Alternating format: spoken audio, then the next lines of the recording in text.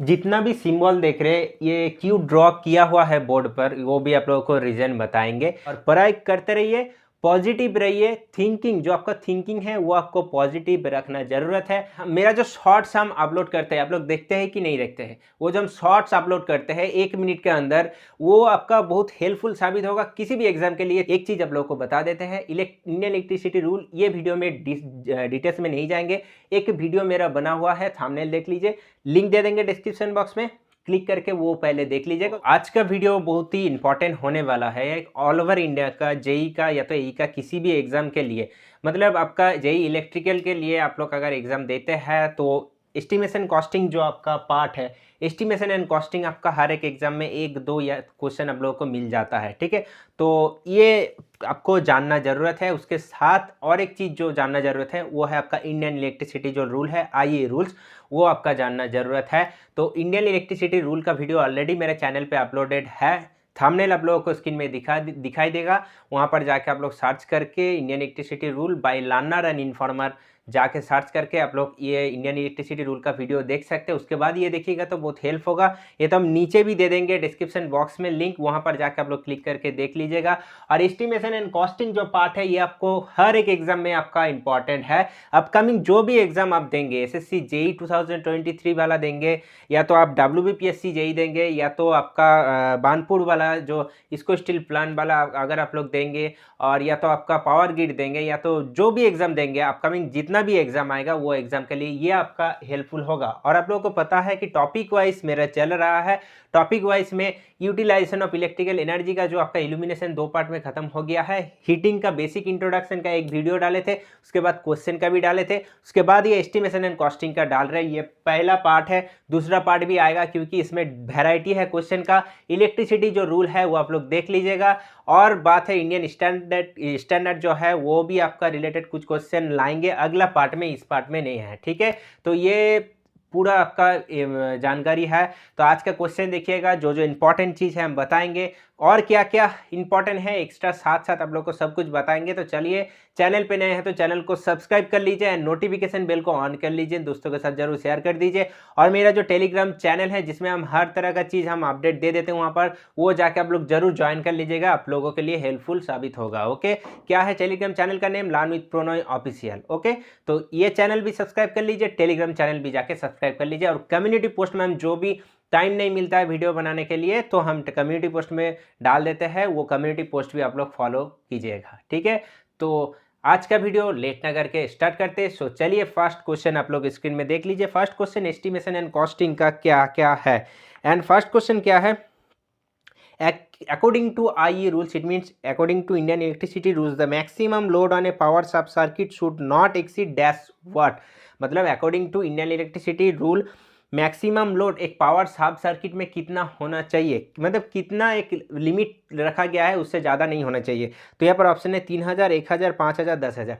तो पावर सब सर्किट के लिए आपका होना चाहिए 3000, मतलब ऑप्शन नंबर ए आपका यहाँ पर आंसर होगा। लेकिन एक चीज़ आप लोगों को बता देते हैं, पावर सब सर्किट के लिए आपका 3000 वाट है, लेकिन अगर ये आपका लाइट एंड फैन सब सर्किट होगा तो उसके लिए आपका कितना जरूरत है? 800 वाट से ज़्यादा आप लोग नहीं कर सकते, 800 वाट। ओके, एंड उसमें जो पॉइंट रहता है, पॉइंट भी आपका कितना होना चाहिए? मैक्सिमम 10 पॉइंट होना चाहिए, ठीक है। इसका रिलेटेड क्वेश्चन आ चुका है मेरा पास भी, आज भी क्वेश्चन है, बहुत इंपॉर्टेंट पार्ट है ये, आप लोग देख लीजिएगा, ठीक है। तो चलिए, पहला क्वेश्चन हो गया है। दूसरा क्वेश्चन में हम लोग मूव करते हैं। दूसरा क्वेश्चन क्या है?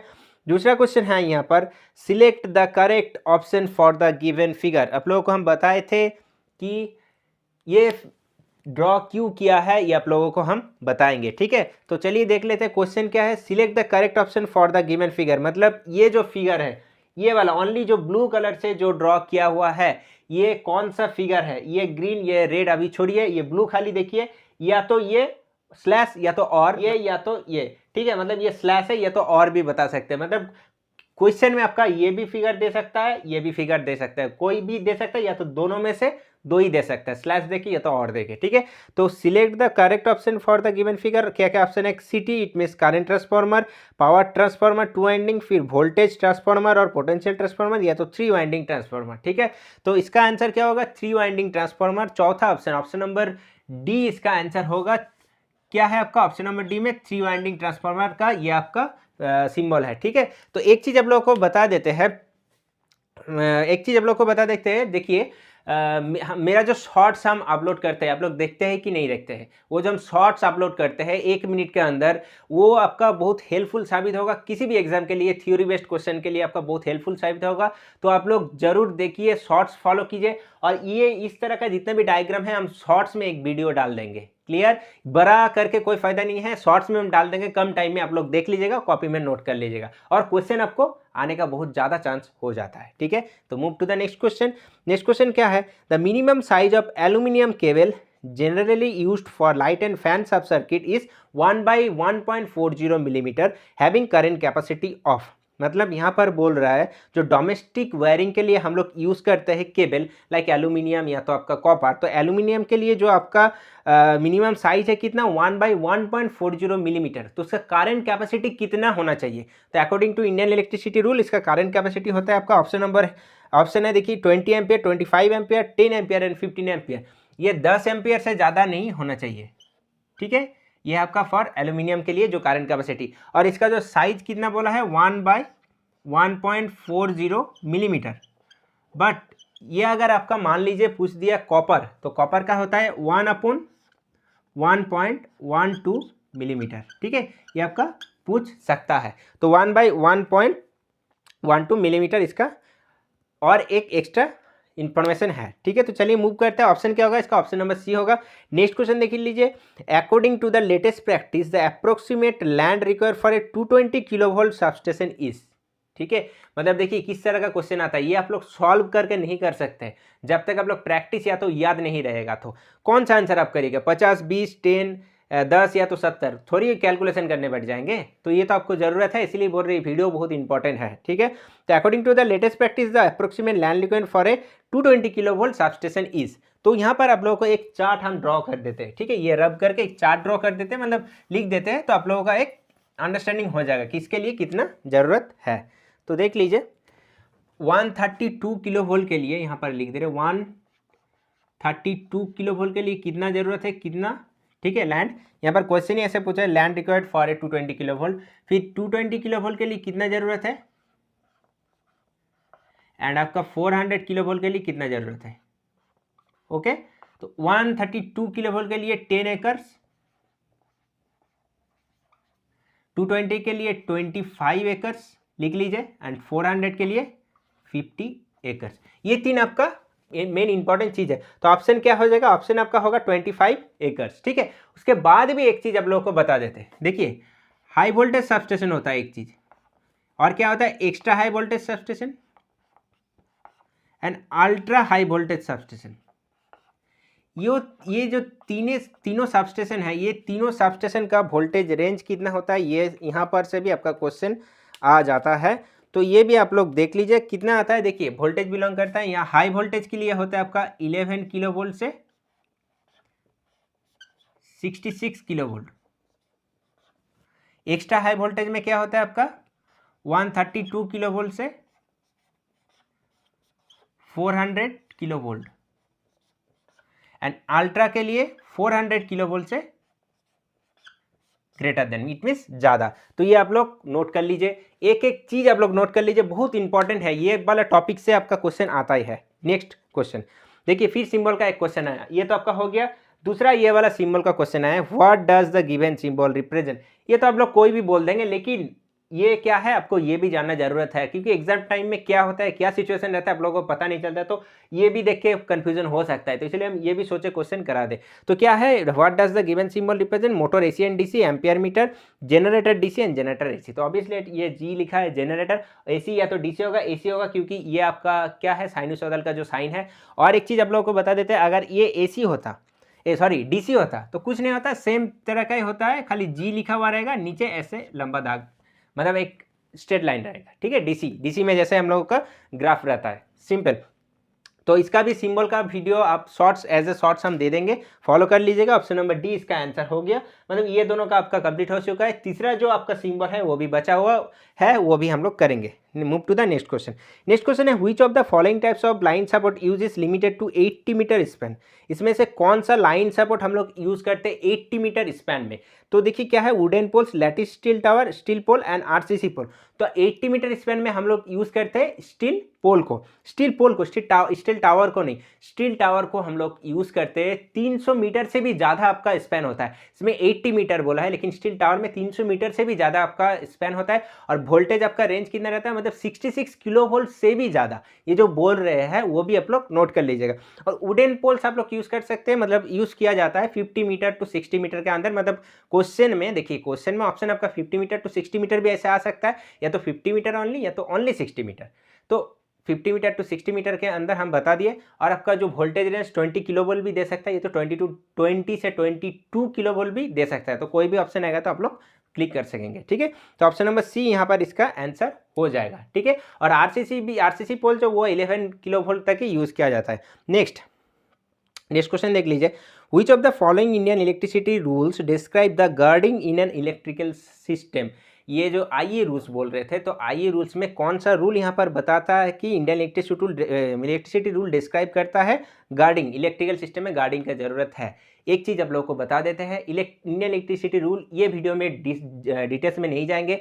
एक वीडियो मेरा बना हुआ है, थंबनेल देख लीजिए, लिंक दे देंगे डिस्क्रिप्शन बॉक्स में, क्लिक करके वो पहले देख लीजिएगा, उसके बाद ये देखिएगा तो एकदम इजी होगा। डायरेक्टली वो वीडियो में हम किया हुआ है आईई रूल 88 में क्या होता है गार्डिंग। तो गार्डिंग अगर आपका आएगा तो इंडियन इलेक्ट्रिसिटी रूल 88 आंसर करके आएंगे। लेकिन एक चीज़ बता देते हैं, ये शॉर्ट में वो हम वीडियो कर दिए थे क्योंकि एग्जाम हॉल में इतना लंबा चौड़ा आपका जितना थ्योरी देता है वो याद नहीं रहता है, तो इसीलिए एक शॉर्ट की गार्डिंग कौन सा रूल में होता है, आई 88, मतलब Indian electricity 88। Option number A इसका आंसर हो जाएगा। Next question, What is the maximum distance between the two successive cleat? दो सक्सेसिव क्लीट में कितना डिस्टेंस होना चाहिए। क्लीट मतलब वायरिंग में आता है ये चीज़, ठीक है। ये रब कर देते हैं क्योंकि ये तो हो गया आपका काम, तो यहाँ पर जगह मिल जाएगा थोड़ा सा। तो क्लीट वायरिंग होता है, डिफरेंट टाइप्स ऑफ वायरिंग होता है। देखिए एक चीज़ हम बता देते हैं, डिफरेंट टाइप्स का जो वायरिंग होता है उसका एक चार्ट लेके आएंगे, लेकिन वो एज ए शॉर्ट्स नहीं होगा, थोड़ा लंबा होगा, एक वीडियो में हम दे देंगे क्योंकि वो बहुत इंपॉर्टेंट होता है। क्लीट वायरिंग, केसिंग केपिंग वायरिंग, फिर आपका सरफेस कॉन्डुइट, जो भी जितना भी वायरिंग है यहाँ पर आपका, वो आपका यहाँ पर हेल्पफुल हो जाएगा, ठीक है। तो इसलिए हम ये वाला एक वीडियो ला देंगे। उससे पहले बता देते हैं जो क्लीट वायरिंग हम लोग यूज़ करते हैं, जैसे नॉर्मल कहीं पर टेम्पोररी यूज़ करती है, परमानेंटली नहीं। जैसे शादी घर में, फिर कहीं पर पार्टी हो रहा है, फिर या तो आपका कहीं पर मतलब टेम्पोररी कुछ कंस्ट्रक्शन का काम चल रहा है, तो वहाँ पर हम लोग क्लीट वायरिंग यूज़ करते हैं। तो यहाँ पर पूछा क्या है, पूछा है कि दो सक्सेसिव क्लीट, जो क्लीट हम लोग यूज़ करते हैं ऐसे करके, जस्ट हम एक रफ डायग्राम ड्रॉ कर रहे हैं, दो क्लीट जिसके बीच में हम लोग वायर जाता है, ऐसे हम लोग दो क्लीट के बीच में कितना डिस्टेंस होना चाहिए। तो ये आपका होना चाहिए 0.6 मीटर, इससे ज़्यादा नहीं जाना चाहिए, या तो 60 सेंटीमीटर। तो ऑप्शन नंबर बी इसका आंसर होगा। इससे ज़्यादा चल जाएगा तो क्या होगा, सैग हो जाएगा, मतलब ये ऐसे झुक जाएगा, ठीक है। तो सैग हो जाएगा, तो 0.6 मीटर यहाँ पर आपका आंसर हो जाएगा। Next question, which of the following wiring is the cheapest among the given option. Casing capping, batten, conduit, cleat. तो सबसे चीपेस्ट आपका वायरिंग इसमें से क्या है, ये आपका क्लीट वायरिंग ही है आपका सबसे चीपेस्ट वायरिंग। वो घर में नहीं करते ज़्यादातर, अभी तो केसिंग केपिंग किया जाता है, लेकिन केसिंग केपिंग को छोड़ के भी जो अंडरग्राउंड वायरिंग वो भी आपका किया जाता है, मतलब जो कंड्यूट वायरिंग भी आपका ज़्यादा किया जाता है। नेक्स्ट क्वेश्चन, फिर आ गया आपका ये काम। देखिए क्वेश्चन क्या है, identify the following symbol used in electrical wiring circuit. Electrical wiring circuit में ये आपका जो फिगर दिया है इसको आइडेंटिफाई करने के लिए बोल रहा है। तो क्या है ये, 1 वे स्विच, 2 वे स्विच, 3 वे स्विच, प्रेशर स्विच। तो इसका आंसर क्या होगा, ये है आपका 2 वे स्विच, मतलब दो 1 वे स्विच का कॉम्बिनेशन करके 2 वे स्विच बनाया जाता है। तो फिर आप लोग पूछेंगे कि 1 वे स्विच का सिंबल क्या है, सेम है लेकिन यहाँ पर एक रहता है, इसमें जैसे 2, यहाँ पर 1, बस यही अंतर है और कुछ नहीं। नेक्स्ट क्वेश्चन, देखिए ये छोटा छोटा चीज़ से आप लोगों को बहुत कुछ सीखने को मिल सकता है, ठीक है।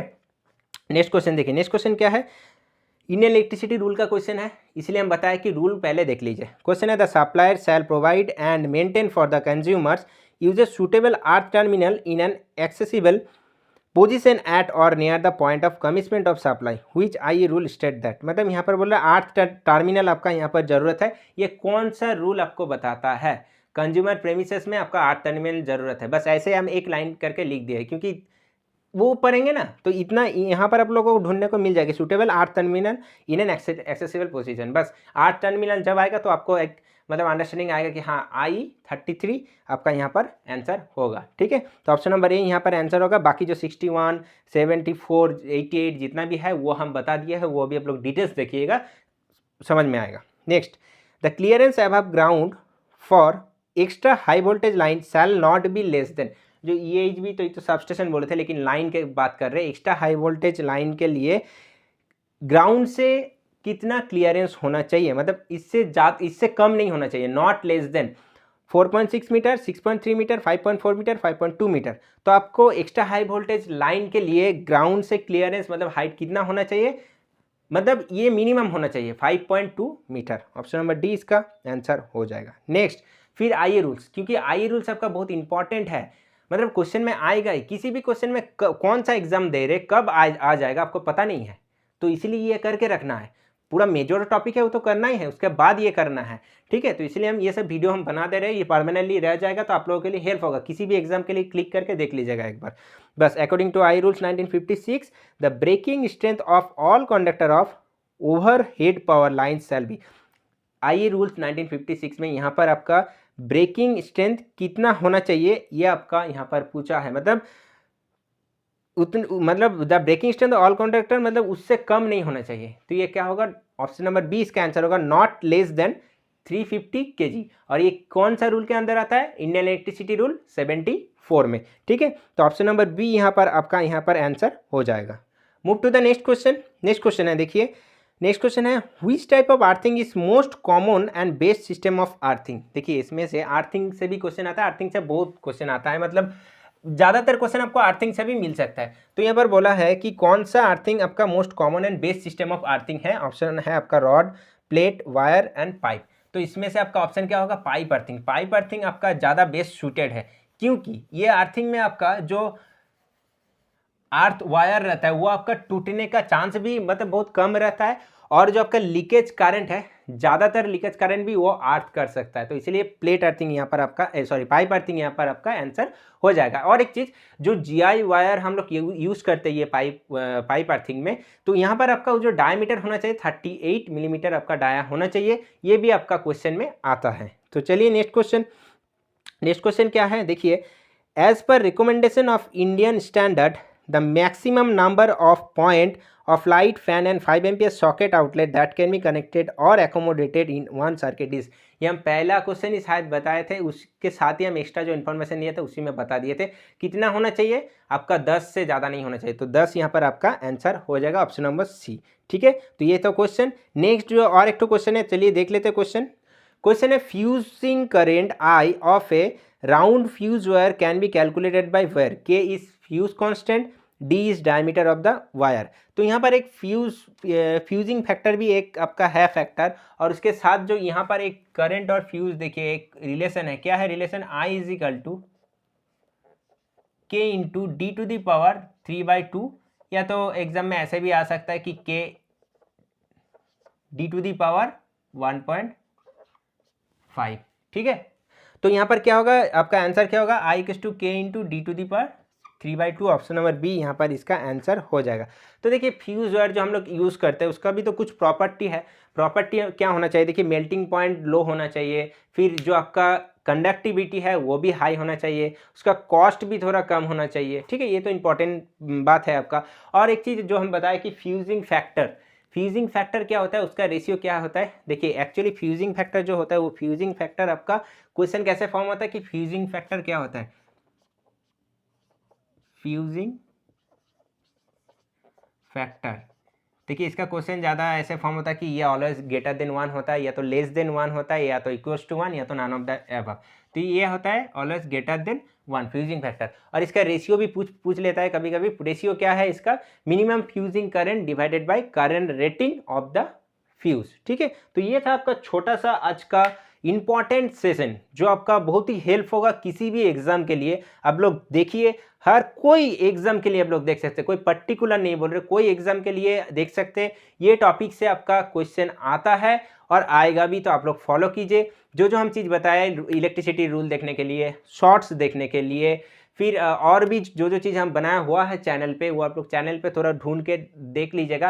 अगर दिक्कत होगा ढूंढने में तो कमेंट कीजिएगा, हम आप लोग आपको बता देंगे कि कहाँ पर वो वीडियो आपको मिलेगा। ठीक है, तो ये था एक छोटा सा वीडियो। आई होप आप लोगों को कुछ सीखने को मिला है। तो एक लाइक दीजिए, चैनल को जरूर सब्सक्राइब कर लीजिए, वीडियो को शेयर कर दीजिए, एंड दिक्कत रहा तो कमेंट बॉक्स में कमेंट कीजिए। ठीक है, और जो टेलीग्राम चैनल है लर्न विथ प्रोनोय ऑफिशियल, जाके आप लोग ज्वाइन कर लीजिए। ठीक है, और पढ़ाई करते रहिए, पॉजिटिव रहिए। थिंकिंग, जो आपका थिंकिंग है वो आपको पॉजिटिव रखना जरूरत है। आपका थिंकिंग पॉजिटिव रहेगा, खुद का ऊपर बिलीव रहेगा, तो जरूर आपका एग्जाम क्लियर होगा, आप एग्जाम क्लियर कर पाएंगे, और जो भी है आपका मतलब जो चाहते हैं वो आपको मिलेगा। लेकिन आपका जो थिंकिंग पॉजिटिव रहना चाहिए, और आपको पॉजिटिव सोच मतलब पॉजिटिव सोचना ही चाहिए बस। किसी भी कंडीशन में आपका अप डाउन आएगा, लेकिन आपको सोचना क्या है? पॉजिटिव। हाँ, हमको मिलेगा, हमको मिलेगा, और क्या, हमको जॉब लेना ही है, बस। ये आपको एक पॉजिटिव वाइब आपका रहना चाहिए। जो भी होगा, कोई भी एग्जाम देंगे, क्लियर नहीं होगा, गलती ढूंढिए कहाँ पर, क्यों क्लियर नहीं हुआ मेरा एग्जाम, कहाँ पर मेरा लैग कर रहा है, वो आपका अप्रोच चेंज कीजिए। या तो जो भी करना है करिए, लेकिन आपको क्लियर करना है, हमको जॉब लेना है, बस। ये आप मोटिव रह के हर एक नए सुबह को आप लोग स्टार्ट कीजिए। ठीक है, तो ये छोटा सा बात था। तो चलिए मिलते हैं अगले वीडियो में। आज तक के लिए इतना ही। Thank you and good bye.